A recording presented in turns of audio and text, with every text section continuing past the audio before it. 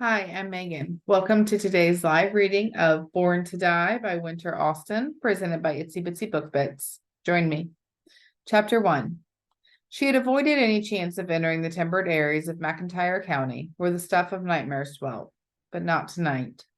Tonight, nothing that mattered to her, not her family, her past, or her pride, was as important as doing her job. And damn it, Deputy Cassandra Rivers always did her job, even when it was obvious that the orders might get her killed. She and her squad car partner, Deputy Deacon Nash, had been sent to this side of the county, the heavily wooded side, to patrol for the culprits who dared to rob a bank yesterday. With every mile she traveled through the darkened timbers, sweat seeped from her pores, saturating the first layer of her clothing. Calling all units, the dispatcher's voice crackled over the radio. Robbery in progress at the Speedy Mart, 1653 Elm Street. Two unidentified suspects wearing dark clothing and black sneakers. Suspects are armed, no sirens or lights. 10-4 dispatch, Nash said. Rivers and Nash responding approximately 9 minutes out. Over. Thank God for small miracles. She yanked the car around, and as fast as the slick road conditions would allow, she sped back toward town. Easy, Rivers. We're one of several units responding, Nash warned. Screw this crappy weather. No doubt the gas station attendant wasn't in a situation to wait for whoever was less inconvenienced to arrive. A few miles from the edge of town, the glare of headlights seemed to come out of nowhere. It took her brain a few seconds to realize the oncoming vehicle was veering back and forth between her lane and the other, and those lights were a lot closer than they first appeared. Shit, she reacted without thinking, hitting the brakes and throwing the car into a neutral, then braced for impact, hoping the cow kicker covering on the grill did its job to protect them. Hang on. The front wheels hit a slick patch. Suddenly, the steering wheel jerked right, and the car skidded off the road into the ditch. And the nose dove into a snowbank, spraying the windshield with a powdery shower and bringing the vehicle to a rapid stop. Casey jerked in her seat, this belt locking her tightly in its grip.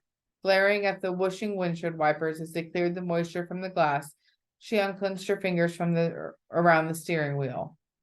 Rivers, you okay? Nash asked. Fine. Pissed off, but I'm fine. She shifted the car into park, leaving the engine going, and removed her belt. Those assholes are going to be in for a surprise. She hit the lights as she tried to push her door open. It's stuck in the snow. Nash grabbed the mic and radioed dispatch. Dispatch, be advised. Responding unit has been in an accident, is in need of assistance. Over. Cassie twisted in her seat to brace her feet against the door and force it open wide enough for her to squeeze out. Copy, she heard the dispatcher reply as she fumbled through the drift. Nash would give their location. Flashlight in hand, she scanned the area, making sure not to peer into the stand of trees at her back. Oh, how nice. The asshole who'd ran them off the road hadn't bothered to stop, and now was a faint red glow in the distance. The mound they plowed into was mid-calf deep, and by the looks of the tires, the car was stuck good. They'd need a wrecker. Upon making another pass toward the road, the flashlight beam glinted off metal. Casey paused, her heart hurtling into her throat as the light revealed a secret in the dark. Red taillights reflected from a truck that had smashed into the fat trunk of a tree. The driver's side door hung open at an awkward angle. Her brain blanked, gripping her back to those moments, those seconds of lucidness when she realized the open door meant her life or death. A grunt of exertion transported her back to the present. Cassie coughed as she realized she'd been holding her breath. There would be no going back to that night or the day that followed. She was here now, and it meant that someone was hurt and needed her help. She looked over her shoulder at her partner. Nash, we've got another accident. The truck. It looked familiar. She hurried, best as she could through the snow, to the crushed vehicle. Behind her, she heard her partner following. Panting by the time she reached the truck bed, Cassie placed a hand against the side and sucked in air. Finally able to breathe, she lifted her flashlight. Dark dripping stains marred the window and the door's interior. The coppery scent of blood was strong. Either the cold was keeping it fresh or the accident had occurred in the last hour. On closer inspection, they found more blood on the steering wheel and seat smeared down the side of the truck in the snow. Where's the driver? Nash asked. Casey's stomach did a royal as she searched the ground for signs of the driver's escape route. A few feet from the truck, bright pink stains dotted the new dusting of snow. She crouched down to examine the indentations around the blood. It looked like the driver had crawled along the ground, probably disoriented from the crash, and the beam followed the tracks, headed into the timber. She lost all ability to swallow as she gazed into the black abyss.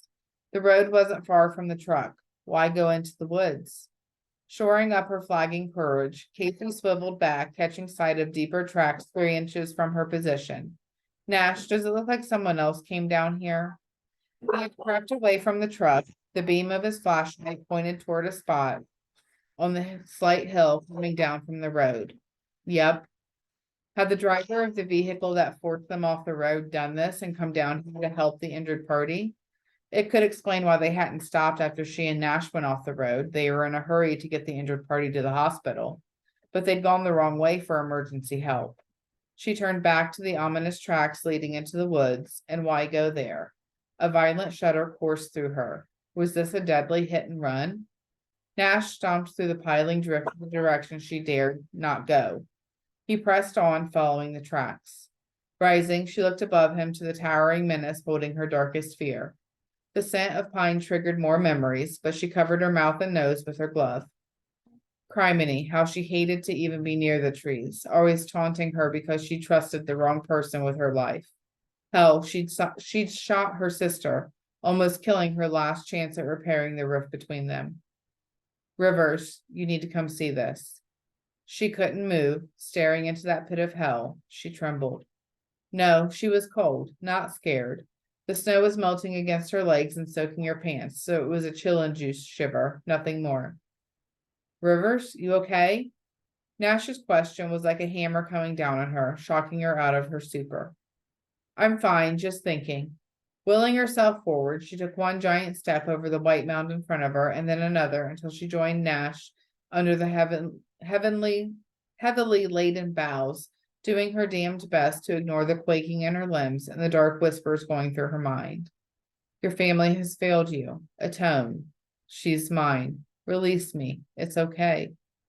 There's a trail.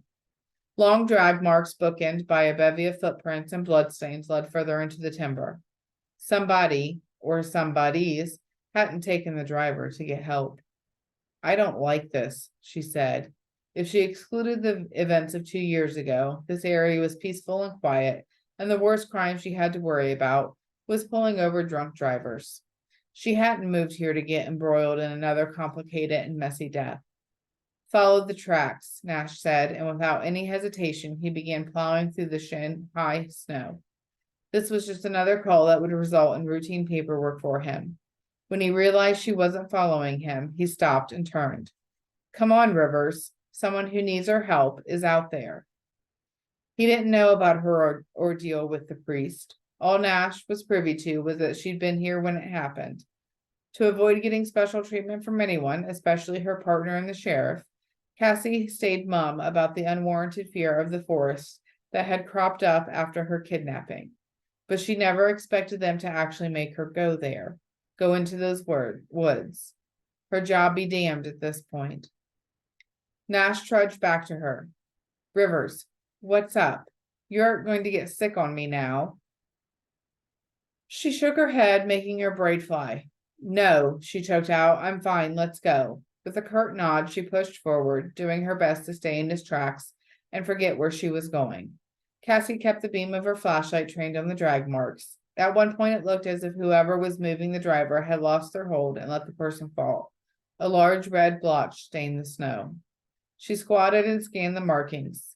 I'm getting the sense we have 2 people doing this. She rose, squinting back at the accident scene. The snow was beginning to fill the tracks. Wind blasted through the drooping evergreens, swirling the tiny crystals into a wild frenzy. The temperatures were predicted to drop into the negatives overnight, but before it happened, another 5 to 6 inches of snow was supposed to fall. It was getting heavier as they stood there. I don't get why they came this way. Like they wanted to... We need to hurry, she cut off Nash, not wanting to hear her thoughts voiced. He continued to lead the way, and she hauled it to keep up. They'd gone another 8 yards when Nash's flashlight beam glanced off a large darkened lump at the base of a tree. A feeble, bloodied hand lifted in the flashlight's beam, then flopped. "Oh my God, he's still alive," Cassie called out. Her fear shelved. Cassie hurtled the snow and fell down next to him. Blood was everywhere, bubbling from his mouth and nose, but that wasn't what sent a violent tremor through her body. "Wallace?" she gasped. The young Eider police officer's eyelids fluttered open enough for her to see his eyes. "Help," he rasped. A breath rattled in his lungs, then nothing. She frantically yanked off her gloves and searched for a pulse. "Wallace? Wallace, no!"